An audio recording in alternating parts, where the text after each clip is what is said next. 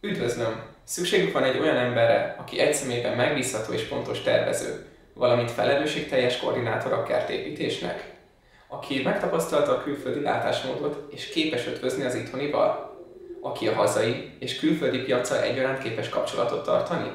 Továbbá szükségük van egy olyan emberre, aki naprakész ismerője és használója több tervezőprogramnak. A nevem Bőnöki Bálint, és önök engem keresnek. A Budapesti Corvinus Egyetemen végeztem, mint tájrendező és kertépítő mérnök.